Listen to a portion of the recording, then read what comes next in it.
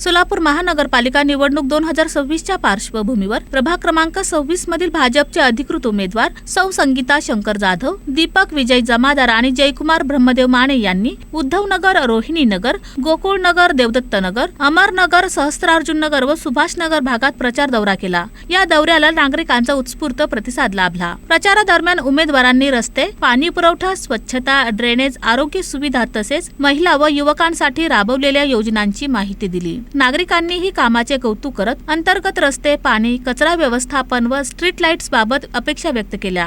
उमेदवारांनी सर्वांगीण विकासासाठी कटिबद्ध राहण्याचे आश्वासन दिले। मी जयकुमार माने, प्रभाग क्रमांक 26 क भारतीय जनता पक्षाचा उमेदवार म्हणून या प्रभागात निवडणुकीला सामोरे जातो। गेले आठवडाभर जोरदार प्रचाराची रळाट उडलेली आहे। भारतीय जनता पक्षाचे उमेदवार या नात्यानं मोठा प्रतिसाद आम्हाला तिघाला मिळतो।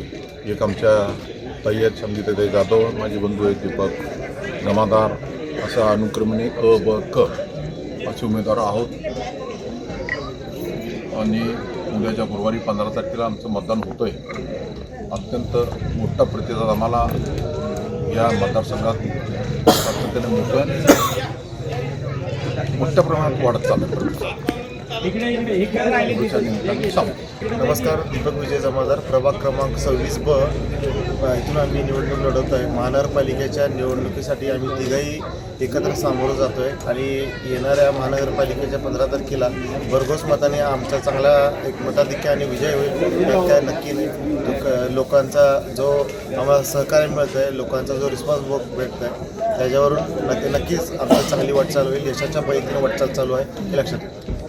नमस्कार, मी संगीता शंकर जाधव, प्रभाग 26 अ मधून निवडणुकीला सामोरे जात आहे।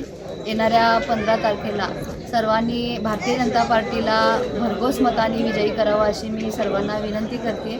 आज माझे बंधू जयकुमारजी माने साहेब, माझे दुसरे बंधू दीपक जमादार, आम्ही तिघांचं पॅनल आहे। भारतीय जनता पार्टी हे विकासाचा पक्ष आहे। सर्वांगीण लोकांचा विकास करणाऱ्या पक्षाला सर्व नागरिकांनी मोठ्या प्रमाणात निवडून द्यावा अशी सर्वांना विनंती करते।